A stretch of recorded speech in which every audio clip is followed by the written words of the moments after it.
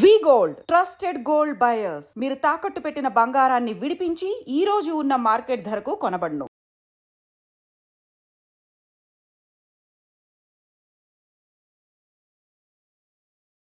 నిజంగా మన ధర్మంలో మూఢనమ్మకాలు అనేవి ఉన్నాయంటారా? వాస్తవమైనటువంటి ధర్మము తెలియక ఈ మిడిమిడి జ్ఞానంతో మాట్లాడడం వల్లనే జరుగుతుంది తప్ప ఒక తల్లి కంటే 1,00,000 రెట్లు కరుణా ప్రేమ కలిగి ఉంటుంది అటు వేదం మన యందు. ఒక తల్లి అంటే మామూలు మాట, మరి అలాంటిది 1,00,000 రెట్లు వేదం అంటే వీటిని ఆలోచించండి. చాలా మంది కుటుంబాన్ని పక్కన పెట్టేయడము, బాధ్యతల నుంచి విముక్తి పొంది ఒక సన్యాసం తీసుకోవడం లాంటివి దారిలో కూడా వెళ్తుంటారు కదండి. నిజంగా అలా చేయడం కరెక్టే అంటారా? అలా చేయడం ముమ్మాటికి తప్పు. ఎందుకు తప్పు అంటే ప్రస్తుత సమాజంలో చూసుకుంటే చాలా రకాల అరాచకాలు, అఘాయిత్యాలు, చిన్న చిన్న పిల్లలు పసి కందులను కూడా చూడకుండా అత్యాచారాలు, రకరకాల హింసలు అనేవి చూస్తున్నామండి. ఎందుకని ఇలా జరిగిపోతుందంటారు? ఈ దేశకాల పరిస్థితులు మారుతున్న సమయంలో మనకి సనాతన ధర్మం ఏం చెప్పిందంటే ఈరోజు ప్రపంచంలో సైకియాట్రిస్టులు, సైకాలజిస్టులు అందరూ 2 మొక్కలు చెప్తే చాలు, 10,000 ఫీజు కట్టండి. భగవద్గీత ఎవరు చదవరు, ఫ్రీ కదా, ఫ్రీ అంటే ఎవరు చదవరు. మనం ఎన్ని చేసినా, ఎంత ధర్మంగా ఉన్నా, ఎలా ఉన్నా చనిపోయే టైంలో కాశీలో గనక మరణిస్తే మోక్షం పొందుతారు, శివుల్లో ఐక్యమైపోతారని పెద్దవాళ్ళు అంటారు. మరి అది నిజమా ఏంటి అసలు? కాశీలో ఉన్న వాళ్ళందరూ మోక్షం వస్తుందంటే ఒక్కొక్కడు చుట్ల కాల్చుకున్న బోట్ల మీద ఉంటాడు. దొంగతనాలు చేసిన ఉన్నారు కాశీలో. దైవానికి ఒక రూపం అనేదే లేదు అని అనుకుంటున్నాము. కాకపోతే చాలామంది దైవానికి ఒక రూపం ఉంది, నేను చూపిస్తాను సాక్ష్యాలతో సహా, మీరు రండి, ఇలా మాట్లాడే వాళ్ళు చాలామంది. దేవుణ్ణి చూపెడతానంటే వాడు ఎవరు ఎలిమెంటరీ స్కూల్ టీచర్ అనమాట. వాడికి పీజీలు అంటే అసలు కేజీలు లెక్క తెలిసిన ఆయనకి.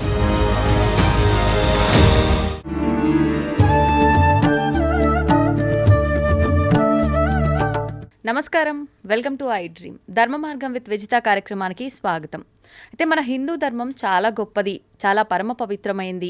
మన హిందూ ధర్మం గురించి చెప్పాలంటే అంతా ఇంత కాదు. ప్రస్తుతం మన ధర్మం గురించి మనం రకరకాలుగా వింటున్నాము. మీ ధర్మంలో మూఢనమ్మకాలే ఉంటాయి అని చెప్పి వాదించే వాళ్ళ మాటలు కూడా వింటున్నాం. అయితే నిజంగా హిందూ ధర్మంలో మూఢనమ్మకాలనే ఉన్నాయా? మరి ఉంటే ఒకప్పటి కాలంలో సంఘ సంస్కర్తలు చాలామంది మూఢనమ్మకాలని రూపుమాపారని చెప్పి కూడా వింటూ ఉంటాం. మరి నిజంగా మూఢనమ్మకాలు ఉన్నాయా? ఇలాంటి మంచి మంచి విషయాలు ఇప్పుడు స్వామీజీతో మాట్లాడి తెలుసుకుందాం. ప్రస్తుతం నాతో పాటు ఉన్నారు స్వామి స్థిత ప్రజ్ఞానంద సరస్వతి గారు. ఇప్పుడు వారితో మాట్లాడేద్దాం. నమస్కారం అండి. నమస్కారం. హరి ఓం. స్వామీజీ, మన హిందూ ధర్మం చాలా గొప్పది. అయితే మిగతా అన్నిటికన్నా పోలిస్తే మనదే గొప్పది అని చెప్పి మనం ఎప్పటికప్పుడు మాట్లాడుతూనే ఉంటాము. మన ధర్మాలని ప్రతినిత్యం మనం ఆచరిస్తూనే ఉంటాం. కానీ కొంతమంది, అది మన ధర్మంలో ఉన్న వాళ్ళైనా సరే, హిందూ ధర్మం అనగానే కొన్ని నియమాలు ఉంటాయి, కట్టుబాట్లు ఉంటాయి కాబట్టి ఇదంతా మూఢనమ్మకం అని చెప్పి కొట్టిపారేస్తూ ఉంటారు. నిజంగా మన ధర్మంలో మూఢనమ్మకాలు అనేవి ఉన్నాయంటారా? చాలా మంచి ప్రశ్న అడిగారమ్మా. మన ధర్మము అన్నారు చూడండి. మన ధర్మము అన్నప్పుడే మన ధర్మాన్ని మనము పరిమితం చేసుకున్నాము, పరిచ్ఛిన్నం చేసుకున్నట్టు లెక్క. ఎందుకంటే ఇది మన ధర్మం కాదు, యావత్ సమాజం సృష్టి ధర్మమే సనాతన ధర్మము. ఒక సృష్టి ధర్మాన్ని మన ధర్మంగా మనం భావించి దాన్ని పరిమితం చేసి దానిలో దేశకాల పరిస్థితులలో వస్తున్నటువంటి మార్పులు, ఆ మార్పుల ద్వారా మనం కట్టుబాట్లు ఏవైతే మార్చుకున్నామో ఆ కట్టుబాట్లను కూడాను ధర్మములో ప్రవేశపెట్టి మన ధర్మములో మూఢనమ్మకాలు ఉన్నాయి అని గగ్గోలు పెడుతున్నటువంటి ఈ సమాజము వాస్తవమైనటువంటి ధర్మము తెలియక ఈ మిడిమిడి జ్ఞానముతో మాట్లాడడం వల్లనే జరుగుతుంది తప్ప సనాతన ధర్మం అనేది ఇప్పటి వరకు శాస్త్రవేత్తలు ఏవైతే పరిశోధనల ద్వారా తెలుసుకుంటున్నారో ఇంకా వారికి కూడా అందలేదు.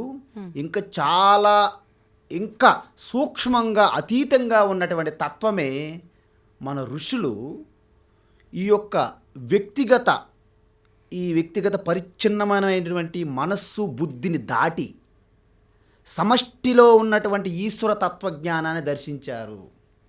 అందువలన యావత్తు శాస్త్ర పరిశోధనలు ఏవైతే చేస్తున్నారో సైంటిస్టులు అంటారు, వారు చేస్తున్న పరిశోధనలన్నీ కూడా ఒక పరిమితంగా ఉంటాయి. ఎందుకు? ఒక వ్యక్తి బుద్ధి మీద ఆధారపడి ఉంటుంది. కానీ సనాతన ధర్మం యొక్క తత్వం ఏంటైతే ఉందో అది వ్యక్తిగత బుద్ధిని దాటెళ్ళి సమష్టి యొక్క పరమాత్మ యొక్క సమష్టి బుద్ధిని మహత్తత్వము అంటారు. ఆ మహత్తత్వముతో ఉన్నటువంటి ఆ రిసీవింగ్ పవర్ చాలా గొప్పది. మన ఇంట్లో ఉన్నటువంటి విద్యుత్ శక్తిని రిసీవ్ చేయాలంటే మనం కొంత పవర్ఫుల్ అయినటువంటి వైరింగ్ చేస్తాం. అవునండి.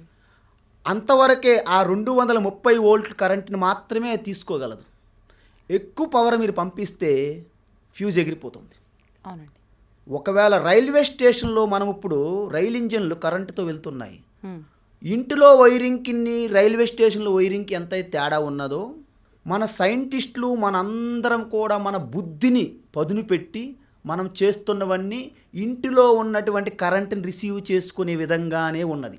రైల్వే స్టేషన్లో ట్రైన్లు కూడా మనకి వందే భారత్ లాంటి ఎక్స్ప్రెస్లు బుల్లెట్ ట్రైన్లు నడవడానికి ఎంతటి కరెంటునైతే కెపాసిటీని భరించగలవో అంతటి కెపాసిటీలో ఉండి ఋషులు యోగులు ఈశ్వర జ్ఞానాన్ని దర్శించారు. దాని పేరే వేదము. అంటే ఏంటి? ప్రత్యక్షానుమిత్యేవా యస్తోపాయో న బుధ్యతే ఏనం విదంతి వేదేన తస్మాత్ వేదస్య వేదత. అంటే ప్రత్యక్షం అంటే ఏంటంటే మన నేత్రముల ద్వారా చూస్తున్నది, మన చెవుల ద్వారా వింటున్నది, మన నాసిక అంటే ముక్కు ద్వారా వాసన, నాలుగు ద్వారా రుచి, ఇలా మనస్సు బుద్ధి. మనస్సు బుద్ధి ద్వారా మనము అనుమాన ప్రక్రియ చేస్తాం. ముందు పగలంతా పడుకున్నారు, రాత్రి పడుకున్నారు, రేపు ఉదయం చూసేసరికి అంత వరదలు నిండిపోయింది వీధులు. హైదరాబాద్ ఎప్పుడు అలాగే ఉంటుంది వర్షం పడిన తర్వాత. అప్పుడు మనం ఏమనుకుంటాము? ఇప్పుడు వర్షం ఆగిపోయినప్పటికీ రాత్రి వర్షం పడి ఉంటుంది. అది అనుమానం. అనుమానం. డైరెక్ట్ మీరు వర్షం చూడట్లేదు, కానీ వర్షం పడిందని మీకు తెలుస్తుంది. అంటే ఆనవాళ్ళు కనిపిస్తున్నాయి కాబట్టి ఎగ్జాక్ట్లీ అదే నేను చెప్తున్నా. దాన్ని అనుమానం అంటారు. ఓకే. మరి వర్షం పడుతున్నప్పుడు చూసారనుకోండి, ప్రత్యక్షంగా దర్శిస్తున్నారు. అంటే ప్రత్యక్షము అనుమానము ఈ రెండే ఇప్పటి వరకు నేను ఏ జ్ఞానాన్ని సంపాదించిన సైంటిస్టులు లౌకికులు అందరూ ఈ రెండింటికి అందనటువంటి ఒక జ్ఞానం ఉన్నది. ఏంటండి అది? ఆ జ్ఞానము మనిషి ఏదైనా కర్మ చేస్తే పుణ్యం వస్తుంది, తప్పు చేస్తే పాపం వస్తుంది. పుణ్యపాపాలు ఎవ్వరూ దర్శించలేరు, అనుమానంలో కూడా తెలుసుకోలేరు. స్వర్గం ఉంది, అనుమానము తెలియదు, దర్శించలేరు. నరకం ఉంది, అనుమానం లేదు, దర్శించలేరు. దర్శించినా వచ్చి చెప్పే అవకాశం లేదు. స్వర్గంకి ఎప్పుడు వెళ్తారు? ముందు చనిపోవాలి, అది అర్హత. ఎవరు ఇష్టపడరు. తర్వాత నేను స్వర్గంకి వెళ్ళి వచ్చానని చెప్పిన మానవుడు ఎవడూ లేరు. సో ఇవన్నీ కూడా మన మనస్సుకి బుద్ధికి మన ప్రత్యక్ష ఇంద్రియంలకు అతీతం. ఇంకొకటి, ఈ పంచభూతముల నుండి ఈ ప్రక్రియ జరిగి ఈ శరీరం ఎలా వచ్చింది, ఇంద్రియములు ఎలా వచ్చాయి, మనసు బుద్ధి ఎలా తయారైంది, ఇవన్నిటి యొక్క సృష్టి యొక్క రహస్యం అనేది ఎవరు ప్రత్యక్షంగా ఇంతవరకు చూడలేదు. చూడడానికి ప్రయత్నించిన ఇంకా అందలేదు. సో ఈ సృష్టి యొక్క రహస్యము, ఒక వ్యక్తి యొక్క తత్వము, వీటన్నింటికి ఒక సృష్టికర్త, పాలనకర్త, నియంత్రించే శక్తి, ఈ తత్వము ప్రత్యక్షంగా కానీ అనుమానంగా కానీ ఎవ్వరికి అందదు. ఇవన్నీ దాటి ఆ యొక్క యూనివర్సల్ కాన్షియస్నెస్ అంటే సమష్టి ఆ ఈశ్వర తత్వములో మిళితమైనప్పుడు ఆ సమాధి అవస్థలో దర్శించిన తత్వమే మళ్ళీ బయటికి వచ్చి ఋషులు మనకు అందించిన తత్వం ఇది. దాన్ని వేదము అంటారు. అందువలన వేద జ్ఞానం అనేది ఒక వ్యక్తిగా కాదు. అందుకే వేదములు వీళ్ళు రాశారు అని ఎక్కడ ఉండదు, దానికి ఆథర్ లేడు. There is no author. ప్రతి శాస్త్రానికి ఒక జీసస్ బైబిలనో, ఒక ఖురాన్ మహమ్మద్ ప్రవక్తనో, లేకపోతే పురాణాలు ఎవరో రాశారు, మీ పురాణం నా పురాణాలు రాస్తూ ఉంటారు మన వాళ్ళు పని లేకపోతే. అలాగా ఎన్నో పురాణాలు వచ్చాయి ఇప్పుడు కూడా. ప్రతి ఒక్క బుక్ కింద విరచితం, కృతం అని రాస్తుంటారు. కానీ వేదములు ఎవరు రచించలేదమ్మా.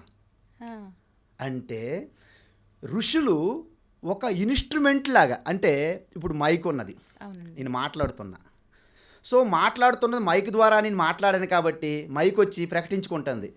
ఇప్పుడు నేనే మొత్తం మాట్లాడేసాను. ఎవరంటున్నారు? మైక్. ఎంత నవ్వుతారు మీరు? ఖచ్చితంగా. యూఆర్ లాఫింగ్ బికాస్ మైక్కి ఏం లేదు, జస్ట్ ఇన్స్ట్రుమెంట్. అవును. ఋషులు కూడా అలాగే ఫీల్ అయ్యారు. ఇది నా జ్ఞానం అంతా ఎవరో నవ్వుతారు, నాదేంటి, నేను ఇన్స్ట్రుమెంట్నే కదా, మ్మ్. ఈశ్వరుడే కదా నా నుండి ప్రకటమయ్యని జ్ఞానము అని ఋషులు ఇచ్చినటువంటి జ్ఞానాన్ని మ్మ్. ప్రపంచంలో ఏ వ్యక్తికి సంబంధం లేదు, అందరికీ సంబంధించిన జ్ఞానం అన్నమాట.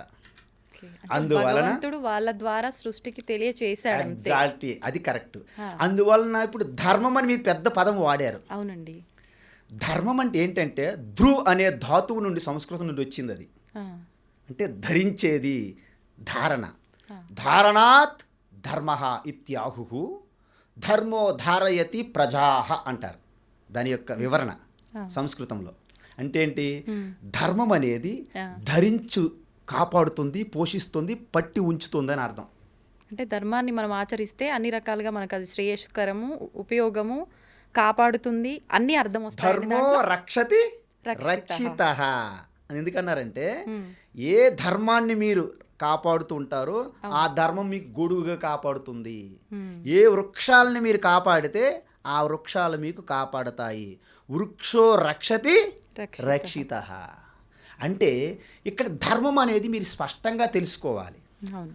మిడిమిడిగా తెలుసుకుంటే ఇలాగే ప్రతి ఒడు మాట్లాడతారు. అవునండి. అందువల్ల ధర్మం అనేది రెండు రకాలుగా ఉంది. ఏంటండి? ఒకటి వ్యావహారికమైన జీవన విధాన ధర్మం ఒకటి.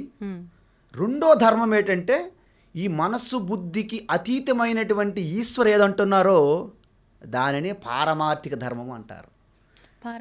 పారమార్థిక అంటే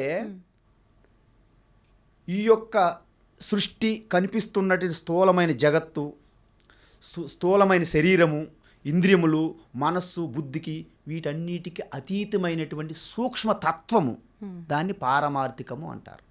అంటే ఇంగ్లీష్లో ద అబ్సల్యూట్, వ్యావహారికంకి ద రిలేటివ్ అంటారు. Transactional life, I'm using English because my problem is like that sometimes. You just sorry for my. అందువలన ఈ పారమార్థిక ధర్మం అంటే ఏంటంటే ఈశ్వరుని అర్థం. ఇంకొకటి చెప్పాలంటే ఇప్పుడు మీకు ఒక ఎగ్జాంపుల్, ఉదాహరణ చెప్పండి. అగ్ని ఉన్నది, అగ్నికి దహాకత్వం, వేడి ఉంటుంది కదా. హైదరాబాదులో అగ్ని వేడిగా ఉంటుంది, అమెరికాలో చల్లగా ఉంటుందంటే మీరు నమ్ముతారా? నమ్మము. ఎందుకు? తత్వమే వేడి కదా. వేడి ఉంటే అజ్ఞానాలు, లేకపోతే అగ్ని అనకూడదు. అదేదో ఇలా ఆర్టిఫిషియల్ బొమ్మ. అవును అవును. అగ్ని వేడి తత్వం ఎలాగైతే విడిచిపెట్టదో, నీరు చల్లని తలం ఎప్పుడు విడిచిపెట్టదు. కానీ వేడి చేస్తే నీరు వేడెక్కుతాయి. ఆ వేడెక్కినటువంటి నీరు, ఆ వేడి నీరుదా అగ్నిదా? అగ్నిదే. అంటే అప్పు తెచ్చుకుంది తాత్కాలికంగా, బయట పెడితే మళ్ళీ చల్లగైపోతుంది. అంటే నీరు యొక్క స్వభావం ఏంటమ్మా? చల్లదనం. అగ్ని యొక్క స్వభావం ఏంటి? వేడి. వేడి. సూర్యుడు ఎప్పుడు కూడా ప్రకాశిస్తాడా? ఎప్పుడైనా సరే చీకటిగా చల్లగా ఉంటాడా? ప్రకాశిస్తాడు, వేడిగా ఉంటాడు. అది స్వరూపం అన్నమాట. అంటే భూమికి గురుత్వాకర్షణ శక్తి ఉంది, దాని యొక్క స్వరూపం అన్నమాట. అదే విధంగా ఏవత్తు ఈ భూతములకు కూడా అతీతంగా ఒక శక్తి ఉందన్నమాట. ఆ శక్తి పేరే చైతన్యము అంటారు. ఆ చైతన్యంకి పరమాత్మ, భగవాన్ ఏ పేరని పెడతారు. ఇప్పుడు ఆ భగవాన్ అంటే ఎందుకు అయ్యారంటే, భగవాన్ అంటే భగ అంటే ఐశ్వర్యము అని అర్థం. మరి మాకు ఐశ్వర్యం ఉన్నది కదా, కార్లు, బంగ్లాలు, వెంచర్లు, ఫ్లాట్లు అన్నీ ఉన్నాయి కదా, మేము భగవానేనా? మీ ఐశ్వర్యం ఇంత, అది కూడా ఆయన ఇస్తే తప్ప లేదు. అందువలన సమగ్రమైనటువంటి అనంత ఐశ్వర్యం కలిగి ఉన్నవారిని భగవాన్ అంటారు. యావత్ సృష్టి సంపద అంతా ఆయన చేతుల్లో ఉంది. అందువలన శుద్ధమైన చైతన్యంకి ఆకారం లేదు. మరి సృష్టి ఎలాగ వచ్చిందంటే, ఋషులు ఎలా దర్శించారంటే శుద్ధ చైతన్యంలో ఏమీ లేవు, కానీ దానికి ఒక డిస్టర్బెన్స్, ఒక స్పందన కలిగితే ఆ శుద్ధ చైతన్యం యొక్క శక్తి ప్రకటమైంది. నేను కామ్గా ఉన్నా, ఏమీ తెలియదు, కానీ ఇలా చెయ్యలు లేపి ఈ మైక్ని ఇలా నెట్టాను అనుకోండి, నా యొక్క చేతి యొక్క శక్తి ప్రకటమైనట్టు. అవునా కాదా? అంతవరకు కామ్గానే ఉన్నాను. చేయికి శక్తి ఉందా లేదా ఎవడో తెలిసి పెరాలసిస్ వచ్చిందేమో నాకు, కానీ ఎప్పుడైతే చేయి పైకి ఇలాగ లేపి ఇలాగ నెట్టానో చేతి యొక్క శక్తితో నెట్టాను. ఇప్పుడు మీరు నాకు చెప్పాలి, నా చెయ్యి వేరు, నా చేతి యొక్క శక్తి వేరు, చెయ్యి వేరా, లేకపోతే రెండు కలిపే ఉన్నాయా విడిపోకుండా? రెండు కలిపే ఉన్నాయి. అంటే నా చేతి యొక్క శక్తిని మీరు ఎలాగైతే విడదీయలేరో, అవును, పరమాత్మ యొక్క శక్తిని విడదీయలేరు. ఆ శక్తికే ప్రకృతి మాయా అంటారు. అర్థమైందండి. ఆ పరమాత్మ యొక్క శక్తి తన శక్తి కదా, పరమాత్మ యొక్క శక్తి. ఆ శక్తిలో కొన్ని గుణములు ఉన్నాయి. 3 గుణములు అంటారు. ఏంటండి అవి? సత్వగుణము, రజోగుణము, తమో గుణం. అంటే విచిత్రం ఏంటంటే ఆ శక్తి విలక్షణమైనటువంటి శక్తి అనమాట. అన్ని డాన్సింగ్లు వేస్తుంది, అన్ని రూపాలు చూపెడుతుంది, అంతా మాయ చేస్తుంది. కానీ తనకి ఎప్పుడు పట్టుకుందామంటే మాయ దొరకదు. ఎందుకు? ఈ చెయ్యి కంటే శక్తి ఎలాగైతే వేరుగా లేదో, ఈ చెయ్యిని అంటిపెట్టుకుని శక్తిలాగా పరమాత్మను అంటిపెట్టుకొని మొత్తం డాన్సింగ్ చేస్తున్నటువంటి శక్తికే ప్రకృతి అని పేరు. అందుకే ఆ శక్తి పేరు పార్వతి అయితే ఆ పరమాత్మ పేరు శివ. యావత్తు సృష్టి అంతా కూడా శివశక్తి కలయికే సృష్టి. అందువలన ఈ సృష్టిలో మీరు ఎక్కడ టచ్ చేసినా, ఒక ఇసుక రేణువులో తీసిన దాంట్లో శివశక్తి, ఒక నీటి బిందువులో తీసిన శివశక్తి. మీకు ఒక ఇసుక రేణువే శివశక్తి అయినప్పుడు దీంట్లో శివశక్తి ఉన్నదని మీకు ఏమైనా సందేహం ఉంటుందా? అస్సలు ఉండదు. చూసారా, అద్భుతం. ఈ చిన్న రహస్యం మనం తెలుసుకోలేకపోతున్నాం కాబట్టి మనం అంతా యాత్రలు చేసుకుంటున్నాం అలాగా జీవితాంతం. తీర్థయాత్రలు, ఎండమావుల సీరియల్లాగా ఎండమావులు అవి ఇప్పటికీ కంటిన్యూ జరుగుతూనే ఉంటాయి. కాబట్టి ఈ శివశక్తి కలయిక యావత్తు సృష్టి అంతా అయింది కదమ్మా. అవునండి. అంటే ఈ తత్వాన్ని నేను తెలుసుకోవాలంటే ఎలాగా? ఒకటే మార్గం. మనము కూడా ఈశ్వర పరమాత్మ స్వరూపులమే అయినప్పటికీ మరి నేను ఎందుకు ఇలా పుట్టాను అంటే ఋషులు ఏమంటున్నారంటే, చూడు, నీవు పరమాత్మ స్వరూపం అయినప్పటికీ పరమాత్మ స్వరూపం అని నీకు తెలియడం లేదు. ఎందుకు? ఈ అజ్ఞానం అనే అహంకారము నిన్ను కప్పివేసి నేను పరమాత్మని వేరుగా ఉన్నాననే భ్రమ కల్పిస్తున్నది. అది ఎప్పుడు వచ్చింది? అనాది కాలంగా ఉన్నదన్నారు. అది కూడా భగవంతుడి మాయ అంటారా? భగవంతుడి మాయలోనే భాగమే మాయాశక్తి. మాయకి ఇంకో పేరేంటంటే అఘటిత ఘటన పటీయసి మహామాయ అని అర్థం. అర్థం ఏంటండి? అలాంటి జిజ్ఞాస మీరు అడిగితే నేను చాలా బాగా చెప్తూ ఉంటాను. అలాగా అఘటిత ఘటన అంటే ఏదైతే జరగడానికి వీలు పడదో అది మీ ముందు బ్రహ్మాండంగా జరిగి చూపెడుతుందంట. దాని పేరు మాయ. అఘటిత ఘటన పటీయసి మాయ అంటే ఏదైతే అసాధ్యమని మనం అనుకుంటున్నామో దాన్ని బ్రహ్మాండంగా మీ ముందు జరిపించి చూపెడుతుంది అనమాట. దాని పేరు మాయ. నిజంగా నిత్య జీవితంలో ఇలాంటి ఎక్స్పీరియన్స్ అవుతుంటాయి చాలా మందికి. అయితే ఈ తత్వములో ఎటువంటి సుఖ దుఃఖములు లేవు, ఎటువంటి పుణ్యపాపములు లేవు, ధర్మాధర్మములు లేవు. దానికి పారమార్థిక ధర్మము పరమాత్మ అన్నాను. ఎప్పుడైతే అక్కడి నుంచి మాయ వచ్చిందో ఆ మాయలో 3 గుణములు ఉన్నాయి. ఒకటి సత్వగుణము, రజోగుణము, తమో గుణము. మరి ఈశ్వరుడు పరమాత్మ శుద్ధ చైతన్యములు సృష్టి లేదు.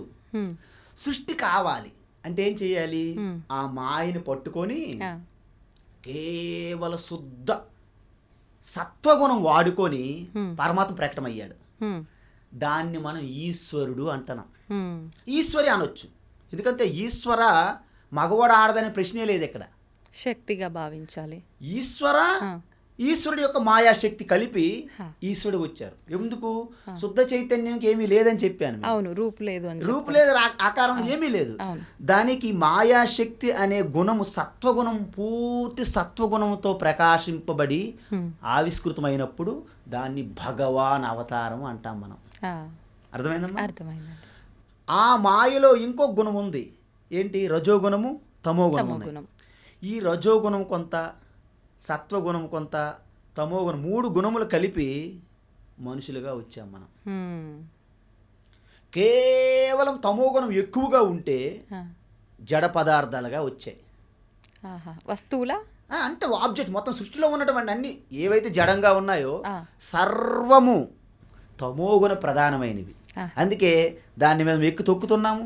కనీసం కుర్చీ సైడ్కి వెళ్ళట్లేదు. అబ్బా నీకు నేను భరించలేను, నేను వెళ్ళిపోతాను స్వామీజీ అని కుర్చీ వెళ్ళిపోయింది అనుకోండి, నేను కింద పడతా. కానీ ఇది ఇక్కడే ఉంటుంది. ఎందుకు? ఇది తమోగుణ ప్రధానము, నాలో సత్వగుణం ఉన్నది కాబట్టి నాలో చైతన్యం ఉన్నది, దీంట్లో కదలిక లేదు. వాస్తవం గమనించాలంటే ఇది కూడా శివశక్తి కలయికే, ఇది కూడా శివశక్తి కలయికే. యావత్ సృష్టి అంతా శివశక్తిమయం. పోనీ మీరు శివశక్తిమయం అంటే మీకు ఇష్టం లేకపోతే లక్ష్మీనారాయణమయం అంటాను నేను. ఏమీ తప్పు లేదు, సమానం. మనం వాడటానికి పలు రకాలు కానీ వాస్తవం అయితే ఒకటే. ఇప్పుడు మీరు నీరు, ఇక్కడ నీరు అన్నారు, బయటికి వెళ్తే కొంతమంది జలము అంటారు, అవునండి, ఇంకొకరు తోయము అంటారు, ఇంకొకరు ఆపహ అంటారు, ఇంకొకరు వాటర్ అంటారు, ఇక్కడ మేము తన్ని అంటారు. ఎన్నో రకాలు తంతారో పొడుస్తారో తప్ప వాటర్ మాత్రం ఒకటే, నీరే. పేర్లు మాత్రం ప్రాంతాన్ని బట్టి. అర్థమైందమ్మా? ఈ శివశక్తి, లక్ష్మీనారాయణ, ఈ గణేషు, కుమారస్వామి, దుర్గా అనేక పేర్లు. ఆ శక్తిని ఆయా విధముగా మీరు దర్శించాలని మీరు తపిస్తే ఆయా రూపములుగా ప్రకటమవుతాయి. ఇప్పుడు మరి మనం ఆయా విధములుగా ఉన్నాయి కాబట్టి అలా దర్శించినా పర్వాలేదా? లేదు అంతా ఒక్కటే కాబట్టి శివుని ఒక్కరిని దర్శిస్తే సరిపోతుందంటారా? అద్భుతమైన సందేహం ఇది. ఇది మామూలు కాదు. ఎందుకు అద్భుతం అన్నానంటే, ఇన్ని రూపములుగా ఇంతమంది భక్తులు వాళ్ళ యొక్క స్వభావం అనుగుణంగా సృష్టించారు. అవునండి. ఇప్పుడు మీ స్వభావం ఎలా ఉందో మీ నియంత్రణలో ఉంది. మీరు అన్నింటినీ అంగీకరిస్తారా? మంచిది.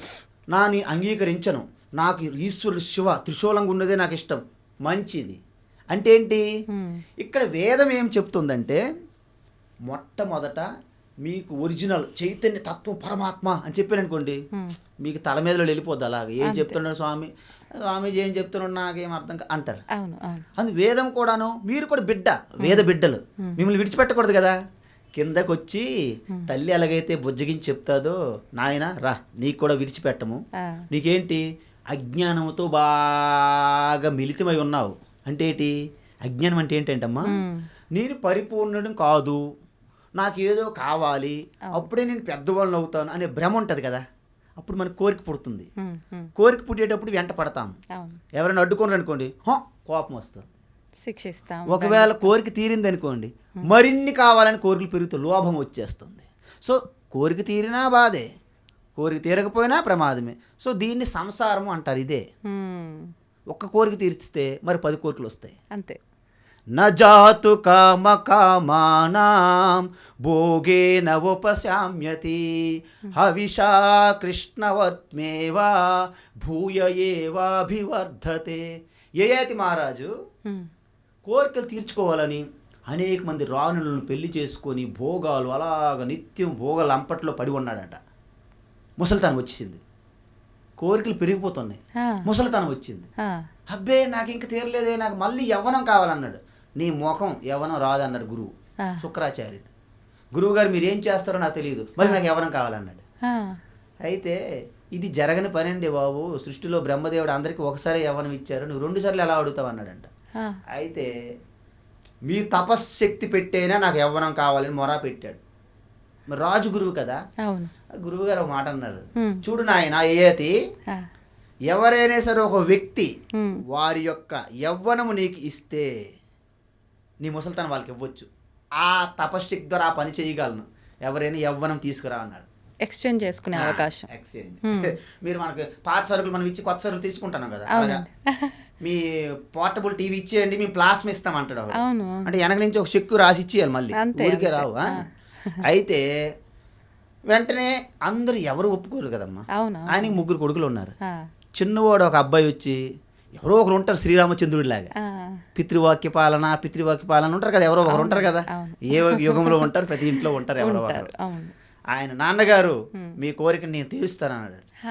అయితే ఆయనకి వృద్ధాప్యం ఇచ్చి ఆయన యవ్వనం ఈయన తీసుకున్నాడు. మళ్ళీ కావో పివో మజా అంటారు కదా మనోళ్ళు, మొత్తం 24 hours DJ roll and rock మొత్తం కింద మీద అదే పని అలిపోయారు కదా. మళ్ళీ జంక్ ఫుడ్, మళ్ళీ గడ్డి అంటే తినడము, మళ్ళీ కింద మీద పడ్డ మళ్ళీ తినడం. ఇదంతా పశువుల్లాగా నువ్వు కోల్పోతున్న శక్తిని స్థూలంగా గ్రాస్గా శరీరమే నువ్వు రికవరీ చేసుకుంటున్నావు, కానీ ఆధ్యాత్మికమైన శక్తిని కోల్పోతున్నావు అనేది దానికి తెలియదు. అయినా అండి ఇప్పుడు ఇది ఇలా ఎక్స్చేంజ్ చేసుకోవడం ఇదంతా సృష్టికి విరుద్ధం అవ్వదా?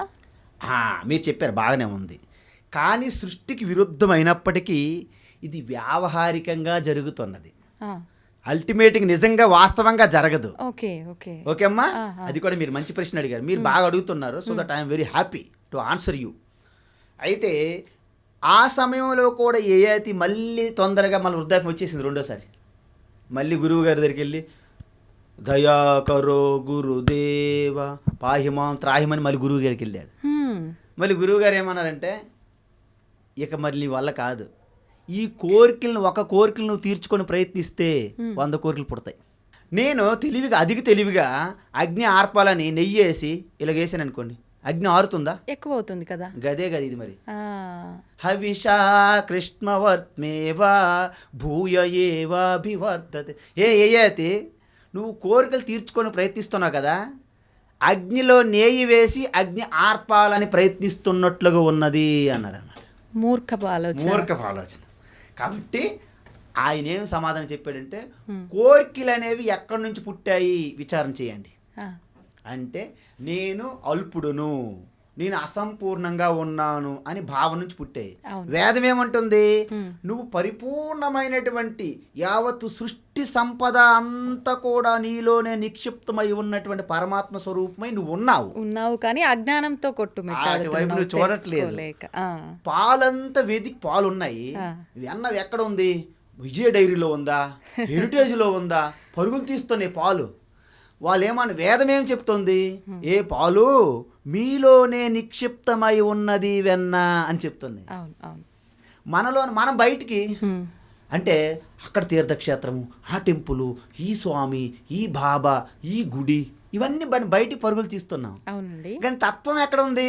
మన లోపల ఉంది. మరి ఆ తత్వాన్ని మనం తెలుసుకోవాలి అని అంటే, మన పుట్టుకకు అసలు అర్థం ఏంటి అనేది తెలుసుకోవాలి అని అంటే, దాన్ని ఛేదించి మనం మంచి మార్గంలో వెళ్ళాలంటే ఏంటండి మార్గం?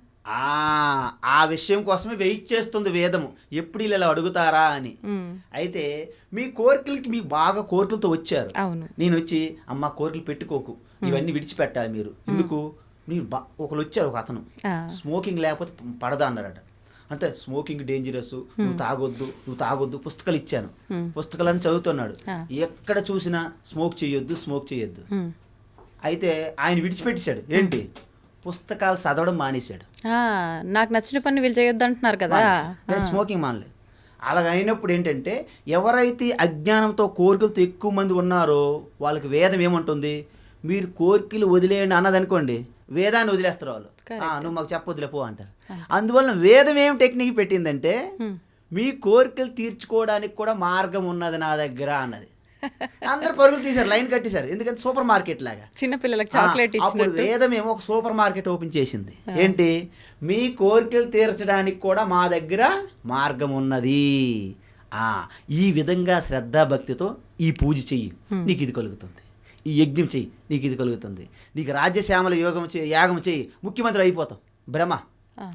కాబట్టి ఇలాంటి భ్రమలు కల్పించేది మొదట. ఇదంతా భ్రమే అంటారా? స్టార్టింగ్ లో భ్రమ కాదు, అవి చేసినట్టు కలుగుతాయి, కానీ చిన్న కోరికలు కదా, చిన్న ఫలితాలు కదా. మీ ఈశ్వరుడు ఏం కోరుకుంటుంది? నీకు అనంతమైన ఐశ్వర్యం ఇవ్వాలనుకుంటుంది వేదము. But you are not accepting. నువ్వు రెడీ లేవు, మీకు అంగీకరించట్లేదు. కానీ తల్లి కూడా మెడిసిన్ ఇచ్చేటప్పుడు, తల్లికి ఏంటి, బిడ్డకి రోగం వచ్చింది, మెడిసిన్ పెట్టాలి, బిడ్డ ఏమో చప్పగుంద నాకు వద్దు అంటారు. తల్లి ఏం చేస్తుంది? బలవంతంగా బెల్లము, చీనియో బెల్లమో ఏదో చిన్న పూత పోసి ఏదో ప్లాన్ చేసి పెడతారా? వేదం కూడా అదే విధంగా. ఎందుకంటే వేదం ఏమన్నదంటే, ఒక తల్లి కంటే 1,00,000 రెట్లు కరుణా ప్రేమ కలిగి ఉంటుంది అటు వేదం మన యందు. ఒక తల్లి అంటే మామూలు మాట. తల్లి అన్ని మన సుఖము, మన యొక్క మంచి, మన గొప్పతనమే తల్లికి కావాలి. మరి అలాంటిది 1,00,000 రెట్లు వేదం అంటే మీరు ఆలోచించండి. మీ విజ్ఞతకి వదిలేస్తున్నాను నేను. అలాంటి వేదము ఒక మానవ జన్మగా మీరు వచ్చి తర్వాత దైవత్వంగా తెలుసుకోవడమే నెక్స్ట్ మన ప్రక్రియ. ఎందుకంటే మన జన్మ ఒక్కసారి మానవ జన్మ రాలేదు. మనుషులు 4 రకాలుగా ఉంటారు. ప్లాంట్స్, హ్యూమన్ బీయింగ్స్ అంటారు. అంటే చెట్లు మొక్కలు టైప్ మనుషులు. ఒక దగ్గరే ఉంటారు, పెద్ద కదలరు, ఏం చేయరు, వచ్చింది తింటుంటారు, పోతుంటారు. అలాగా రెండో వాళ్ళు ఉంటారు పశువుల టైపు మనుషులు, హ్మ్. తిరుగుతుంటారు కానీ స్వార్థం, స్వాహ స్వాహ స్వాహ స్వాహ, ఎవరినైనా కొట్టేనే, హింసించేనే, లాక్కొని పీక్కొని, హ్మ్. వాళ్ళు జంతువులుగా ఉన్న మనుషులు అంటారు వాళ్ళని. ఆహా. మూడో వాళ్ళు ఏంటంటే నిస్వార్థంగా సేవ చేసి అన్ని ప్రాణుల యందు ప్రేమ కరుణతో నిండిపోయి ఉంటారు. హ్మ్. వాళ్ళని ధర్మాత్ములు, వాళ్ళే సంపూర్ణమైనటువంటి మనుష్యులు అని అర్థం. హ్మ్. నాలుగో వాళ్ళు ఏముంటారంటే నా లోపల ఉన్నటువంటి పరమాత్మే సకల సృష్టి అంతా వ్యాపించి ఉన్నది అనే తత్వదృష్టి కలిగిన వాళ్ళు జీవన్ముక్తులు అంటారు. అంటే ఆ. శరీరంలో ఉన్నప్పుడే వాళ్ళు మోక్షం పొంది ఉన్నారు అర్థం. అంటే వాళ్ళని స్వామీజీలు, యోగులు ఈ 4వ దశలో ఉన్నవారా? స్వామీజీలు, యోగులని పేర్లు మీరు పెట్టాల్సిన పని లేదు. ఆ. అందులో కూడా అజ్ఞానులు ఉన్నారు, అందులో కూడా జీవన్ముక్తులు ఉంటారు. మీలాగా గృహస్థుల్లో ఉన్న వాళ్ళు కూడాను ముక్తులై ఉన్నారు కొంతమంది. ఇప్పుడు గృహస్థులకు ఎలా సాధ్యపడుతుందండి ముక్తులై ఉండడము? అంటే మనం చేసుకున్న కర్మలని మనము అనుభవించి అవి బ్యాలెన్స్ చేయడానికే వస్తాం కదా, అవన్నీ అవ్వకుండా మోక్షం పొందే అవకాశమే లేదు, ఎలా అవుతారు? ఈ ప్రశ్నకి సమాధానం ఏంటంటే వేదం ఏం చెప్పిందంటే మీరు మొట్టమొదట కోరికలు తీర్చుకోవడానికి కోరికలతో ఉన్నటువంటి కర్మలు చెప్పింది వేదం. అవును, అవును. చేస్తూ చేస్తూ చేస్తూ మీరు కోరికలు కొంత తగ్గించుకుంటే నేను ఏది చేసినా ఈశ్వరుని పూజగా చేస్తున్నాను, నాకు ఏమొచ్చినా ఈశ్వరు ప్రసాదము అనే భావన మీరు నెక్స్ట్ లెవెల్కి వెళ్ళినట్లయితే దాన్ని కర్మయోగము అంటారు. హా. కర్మయోగం అంటే ఏంటంటే హా. మీరు ఒక విద్యార్థి దశ నుండి అంతే చదువుకున్నారు, హ్మ్. గృహస్థులకు వెళ్ళారు. హ్మ్. గృహస్థులకు వెళ్ళాక మీకు కొన్ని కర్తవ్యాలు ఉంటాయి, అవును. కొన్ని యజ్ఞాలు ఉంటాయి, నిష్కామంగా చేయాలి ఈశ్వర ఆరాధనగా. అంటే ఏంటి? పంచమహాయజ్ఞాలు అంటారు. హ్మ్. అంటే ఏంటంటే దేవయజ్ఞము, ఆ. పితృయజ్ఞము, బ్రహ్మయజ్ఞము, మనుష్య యజ్ఞము, హ్మ్. భూతయజ్ఞం అంటారు. హ్మ్. అంటే ఏం లేదు, సింపుల్. ఆ. దేవయజ్ఞం అంటే ఏదో ఒక మీకు మీ ఇంట్లో గుడి కానీ మీ ఇంట్లో దేవుడి గది కానీ ఏదో ఒక ఈశ్వరుడికి మీరు పూజ ఆరాధన చేస్తుంటారు, చేయటం. అది దేవయజ్ఞం. ఆ. బ్రహ్మయజ్ఞము లేదా ఋషి యజ్ఞం అంటే భగవద్గీత, లేకపోతే లక్ష్మీ లలిత సహస్రనామము, విష్ణు సహస్రనామము అది చదవడము, పారాయణం చేయడం, అదంతా బ్రహ్మయజ్ఞం. ఆహా.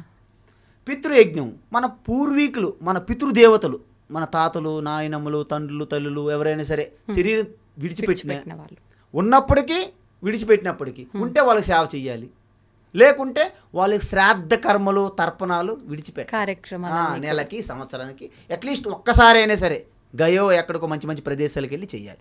దాన్ని ఏమంటారు? పితృయజ్ఞం. పితృయజ్ఞం. మరి సకల ప్రాణులకి సమాజంలో ఉన్నటువంటి అణగారినటువంటి పేదలు ఎవరైనా ఇబ్బంది పడుతుంటే వాళ్ళు చేయూతనిచ్చే విధంగా కొన్ని కార్యక్రమాలు చేయాల్సి ఉంటుంది. ఆహా. మీకు ఆ కెపాసిటీ శక్తి ఉన్నది కాబట్టి ఉంటే దాన్ని మనుష్య యజ్ఞం అంటారు. అంటే మనం చేసే దాన ధర్మాలా? అన్నదానములు, ఎవరైనా చదువుకోలేని పేద పిల్లలకి స్కాలర్షిప్లు, లేకపోతే హాస్పిటల్లో వెళ్ళి ఫ్రూట్స్ ఇవ్వడము, మెడిసిన్స్ ఇవ్వడము, ట్రీట్మెంట్ చేయించడము, ఇవన్నీ కూడాను మనుష్య యజ్ఞం అంటారు. వచ్చిన అతిథికి మీరు మర్యాద చేయడము, అతిథి సాక్షాత్ పరమాత్మకు వచ్చిన అతిథి దేవోభవ, ఇవన్నీ మనుష్య యజ్ఞాలు. మరి భూత యజ్ఞం అంటే ఏంటి? చెట్లని, నదులని, అంటే నీటిని, భూమిని, వృక్షాలని, సకల ప్రకృతి అంతని కూడా మీరు ఆరాధించడం, సకల ప్రాణులు, పక్షులన్నిటికీ పోతాయి. ఈ 5 మీరు చేస్తే మీలో ఉన్నటువంటి ఆ మలము, ఆ దుర్గంధము, ఆ చెడు ఆలోచనలు, ఆ చెడు మాలిన్యము తరిగిపోతాయి. కానీ సాధ్యం అంటారా ఇవన్నీ కూడా ఒక మానవుడు చేయటం? ఒక మానవుడు అన్నీ చేయాలని పని లేదు. మీ యొక్క కర్తవ్యంలో భాగంగా చేసుకుంటూ పోతారు. అంటే ఏంటి? లేచినప్పటి నుండి పడుకున్నంత వరకు మీ కర్తవ్యం ఏంటంటే ఇది నేను ఒక్కడిని చేయడానికి నా వల్ల కాదు, నాకు కూడా పరమాత్మే నడిపిస్తున్నది అని ఎరుక ఉంటే మీరు ఏది చేసినా ఈశ్వర యజ్ఞం అయిపోతుంది, మీలో అంతఃకరణ శుద్ధి జరుగుతుంది. శుద్ధి జరిగిన తర్వాత మీకేమవుతుందంటే ఇంతకీ నేనెవరిని, నా యొక్క అల్టిమేట్ జీవితం యొక్క పరమార్థం ఏంటి, లక్ష్యం, ప్రయోజనం ఏమిటి అని ఆలోచన మీకు కలుగుతుంది. అప్పుడు మీరు ఎప్పుడైతే ఈ పంచమహాయజ్ఞాలు చేశారో ఈ సమష్టి ఈశ్వరుని యొక్క కృప మీకు కలిగి ఆ తత్వాన్ని చెప్పే గురువు మీకు తారసపడతారు. ఇవన్నీ చేసే ప్రాసెస్లో చాలామంది కుటుంబాన్ని పక్కన పెట్టేయడము, బాధ్యతల నుంచి విముక్తి పొంది ఒక సన్యాసం తీసుకోవడం లాంటివి దారిలో కూడా వెళ్తుంటారు కదండి. నిజంగా అలా చేయడం కరెక్టే అంటారా? అలా చేయడం ముమ్మాటికి తప్పు. ఎందుకు తప్పు అంటే మనకి ఈ వేదం ఎలా వచ్చిందంటే మనిషి సృష్టి జరిగాక మీరు ఎలా జీవించాలి, మీ జీవన విధానం ఏంటిది, మీరు ఏ విధంగా మనిషి నుండి ఆ దైవత్వం అంటే మనిషి నుండి మాధవుడుగా, నరుడు నుండి నారాయణుడిగా, ఈ శవం అనే శరీరాన్ని పట్టుకుని ఉన్నట్టు మీరు శివునిగా ఎలా మారాలి అని వేదము మనకు ఒక మాన్యువల్ ఇచ్చింది. మనం ఒక రేడియో, ఒక టీవీ, ఒక చిన్న ఐటెం కొంటేనే ఎలా వాడాలని ఇంత బుక్లెట్ ఇస్తారు మనకి. అవును అవును. మరి సృష్టికర్త అయినటువంటి పరమాత్మ సృష్టితో పాటు వేదం అనే ఒక మాన్యువల్ ఇచ్చారు మనకి. అది చాలా పెద్దది, ఎవరికి అర్థం కావడం లేదు. కాబట్టి మళ్ళీ దేశకాల పరిస్థితులకు అనుగుణంగా ఒక మినీ మాన్యువల్ అంటే దాన్ని కూడా సమ్మరీ చేసి భగవద్గీతగా ఇచ్చారు మనకి, మళ్ళీ అవతారంగా వచ్చి కృష్ణ. కాబట్టి దాంట్లో ఏం చెప్పారంటే మీరు ఆత్మజ్ఞానం తెలుసుకొని మోక్షం పొందడానికి ఒకటే మార్గం. ఒక మార్గమే ఆత్మజ్ఞానం తెలుసుకోవడం ఒక్కటే. ఏంటండి ఆ మార్గం? ఆత్మజ్ఞానం అంటే ఏంటంటే దాని ముందు ఇంకొకటి చెప్తాను నేను. ఏంటంటే మీకు మోక్షం అంటే ఒకటే ఒక ఛాన్స్, దానికి ఛాన్స్ లేవు, చాయిస్ లేవు. ఏంటి? జ్ఞానాదేవత కైవల్యం అంటే జ్ఞానం, నా స్వరూప జ్ఞానమే ఆత్మ, పరమాత్మ. అది తెలుసుకుంటేనే మోక్షం. కానీ తెలుసుకునే ముందు జీవన విధానంలో 2 మార్గాలు ఉన్నాయి. ఒకటి గృహస్థ మార్గము, నిష్ఠ, గృహస్థాశ్రమము. రెండవది సన్యాసాశ్రమం అంటారు. ఈ 2 ఉన్నాయి. ఈ రెండింటిలో మీకు ఎంచుకునే చాయిస్ ఉంది, ఛాన్స్, ఎంచుకునే మార్గం ఉంది. నేను గృహస్థులను ఉంటాను, మంచిది, మీ జీవితాంతం గృహస్థులు మీరు ఉండొచ్చు. లేదు నేను సన్యాసం తీసుకోవచ్చు. రెండింటికి ఆప్షన్ ఉంది ఇక్కడ, ఛాన్స్. కానీ మోక్షం మాత్రం ఒక్కటే, జ్ఞానం. దీని అర్థం ఏంటమ్మా అంటే గృహస్థుగా ఉండి తత్వజ్ఞానం తెలుసుకుంటారా, తత్వజ్ఞానం తెలుసుకోవడానికే సన్యాసం తీసుకుంటారా, అది మీ చాయిస్. ఇప్పుడు మనందరికీ కూడా ఏదైనా సులువుగా కావాలి మార్గం అనేది. ఇప్పుడు గృహస్థుగా ఉంటే సులువుగా ఉంటుందా, లేదంటే సన్యాసిగా ఉంటే సులువుగా ఉంటుందా ఆ మార్గం? ఇప్పుడు మీరు అడిగిన ప్రశ్న ఇంకా బాగుంది. ఏంటంటే మనకి ఏం చెప్పారంటే మన యొక్క క్రమం, జీవన విధానము 2 రకాలుగా ఇచ్చారు. విద్యార్థి దశ బ్రహ్మచర్యము, అవును, అక్కడ నుండి గృహస్థు, పెద్దవాళ్ళు అయిన తర్వాత తన పిల్లలకి బాధ్యతలు అప్పగించి రిటైర్మెంట్ లైఫ్ని వానప్రస్థము. ఇక చివరికి నాకు ఇంకా సమాజంతో ఎటువంటి లావాదేవీలు వద్దు, నేను కేవలము ఆ పరమాత్మ చింతనలో ఉంటాను అంటే సన్యాసాశ్రమం చెప్పారు. అవునండి. అయితే ఇక్కడ ఆ సన్యాసాశ్రమం వెళ్ళినప్పుడు ఏం చేయాలి, నీ ప్రయోజనము ఆత్మజ్ఞాన చింతన. ఆ ఆత్మజ్ఞాన చింతన నేను సన్యాసంకి వెళ్ళకుండా నేను గృహస్థ గుంటూ కూడా చేస్తానని మీరు అన్నారనుకోండి, ఆల్ ది బెస్ట్, శుభం భూయాత్, చెయ్యొచ్చు. కానీ ఇక్కడ 2 మార్గాలు ఉన్నాయి. జ్ఞానం పొందడానికి యోగ్యత కావాలి. యోగ్యత ఏంటా యోగ్యత?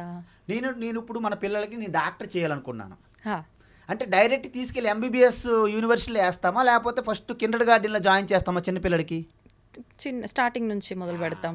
మరి ఆత్మజ్ఞానము తెలుసుకొని ఆ నిష్టలో ఉంటే మోక్షం కదా. అవును, డైరెక్ట్ మోక్షం అంటే అయిపోతుందా జ్ఞానం అంటే? మీరు యోగ్యత లేదు. ఎందుకు లేదు? మీ అంతఃకరణము, మీ మనస్సు శుద్ధంగా లేదు.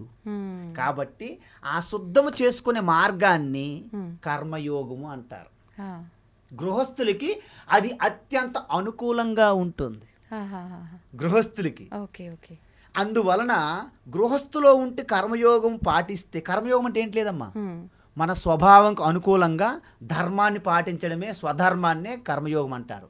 చేసిన ప్రతి పని ఈశ్వరుడు పూజ అనే భావన, దాని వలన వచ్చిన ప్రతి ఫలితం ఏదైతే ఉందో రిజల్ట్ ఈశ్వర ప్రసాదం, దాన్ని కర్మయోగం అంటారు. అలా చేయడం వలన బ్రహ్మ విద్య, ఆత్మ విద్య అనే జ్ఞానంకి మీరు అర్హులు అవుతారు. ఎంసెట్ రాసి ఎంబీబీఎస్కి వెళ్ళినట్టు అవుతారు అప్పుడు. ఓకే అమ్మా, గాబర పడకుండా. అయితే కొంతమంది ఎవరినో పెద్ద పెద్ద మహాత్ములు చూసి నేను కూడా అయిపోతానని అన్నిటినీ తప్పించుకొని తిరుగువాడు ధన్యుడి సుమత అన్నట్ల తొందరగా సన్యాసం తీసుకుంటారు. వీళ్ళకి అంతఃకరణ శుద్ధి కాలేదు, అక్కడ జ్ఞానము అబ్బదు. రెండిటికి కొట్టుకుంటున్నటువంటి త్రిశంకో స్వర్గంలో వేలాడుతుంటారు. చాలా మంది సన్యాసులు ఇప్పుడు మనం చూస్తుంటాం మన కళ్ళ ముందు. ఇక్కడ చాలా తక్కువ, ఆమె హరిద్వార్ ఋషికేశ్ వెళ్తే మీకు తెలుస్తుంది ఆ, మొత్తం అడ్డ సన్యాసి అడ్డ అంత మూర్ఖత్వమే ఉంటుంది చాలా దగ్గరలో. అవునా? అది మనిషి అన్నట్టు కామనే కదా. అందువలన మీరు వేషధారణ చూసి మనిషిని ఎప్పుడు అంచనా వేయకూడదు. ఉమ్, బుక్ పైన ఉన్న అట్ట చూసి బుక్ని ఎప్పుడు అంచనా వేయకూడదు. అలాగా ఉమ్, ఈ కర్మయోగం ఎప్పుడైతే మీరు శ్రద్ధగా పాటిస్తున్నారో అప్పుడు జ్ఞానయోగంలోకి వెళ్ళాలి. ఆహా. అంటే కర్మయోగము చెయ్యడము, అంతఃకరణ శుద్ధి యోగ్యత సంపాదించడము, జ్ఞానములోకి వెళ్ళడము. ఉమ్, జ్ఞానం అనేది వేదము, వేదాంతము, బ్రహ్మ విద్య గురువు ద్వారా తెలుసుకొని చింతన చేసి మోక్షం పొందాలి. ఇది ప్రణాళిక వేదం. ఓకే.